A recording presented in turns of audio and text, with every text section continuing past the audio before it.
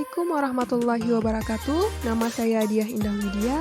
Jadi di video kali ini saya akan membahas mengenai gaya kepemimpinan.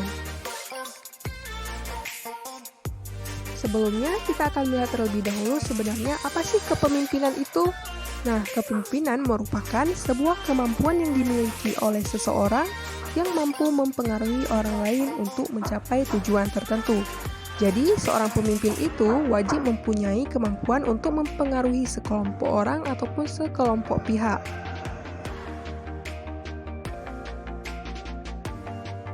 Kemudian, gaya kepemimpinan.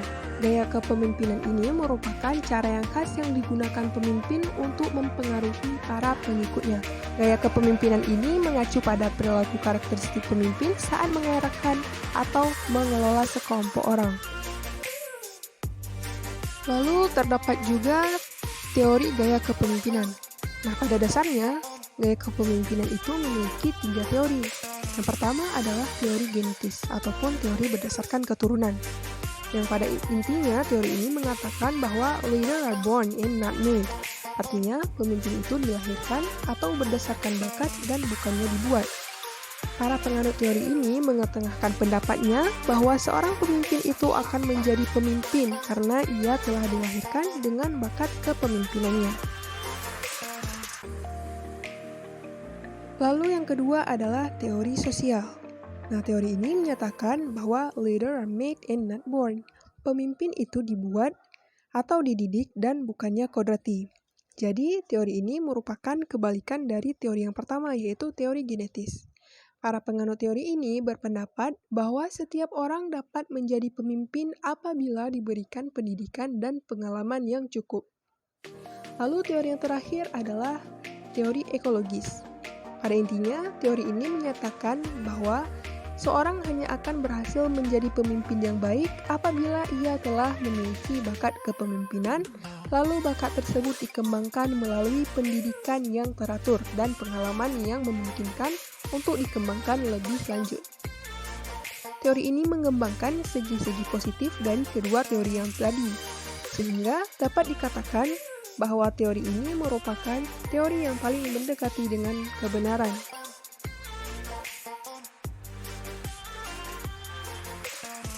Lalu, apa saja gaya kepemimpinan itu? Nah, di antaranya, gaya kepemimpinan itu ada gaya kepemimpinan demokratif, delegatif, birokratis, militeristik, paternalistik, dan lain sebagainya. Yang pertama yang akan saya bahas adalah kepemimpinan demokratis.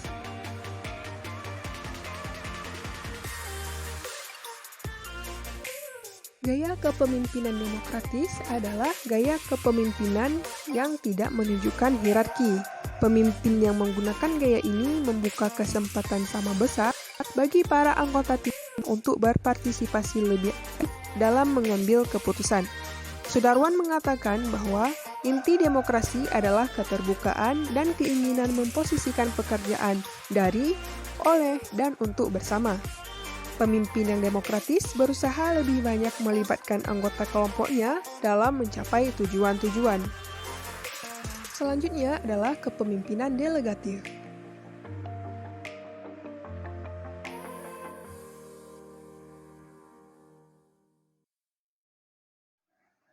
Kepemimpinan delegatif atau disebut juga kepemimpinan laissez-faire adalah gaya kepemimpinan yang berfokus pada pendelegasian inisiatif kepada anggota tim.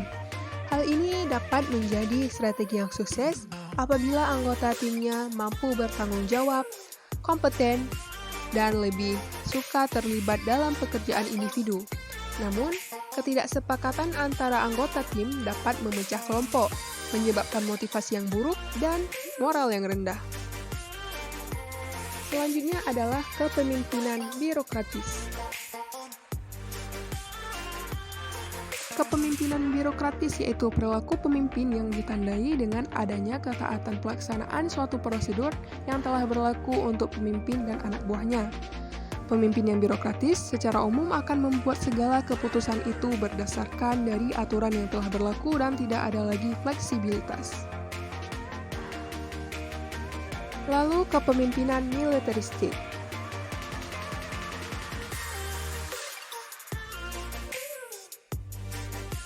Kepemimpinan militeristik ini adalah pemimpin yang memiliki sifat kaku pada bawahannya, lebih banyak menggunakan sistem perintah, sangat otoriter, tidak menghendaki saran, dan komunikasi hanya berlangsung satu arah. Kemudian yang terakhir adalah kepemimpinan paternalistik. Paternalistik merupakan pemimpin yang menganggap bawahannya sebagai manusia yang tidak dewasa, selalu melindungi bawahan, dan jarang memberikan bawahannya untuk mengambil keputusan. Jadi itulah beberapa gaya kepemimpinan yang sudah saya bahas. Perlu diingat bahwa gaya kepemimpinan itu harus digunakan sesuai dengan tempat kerja.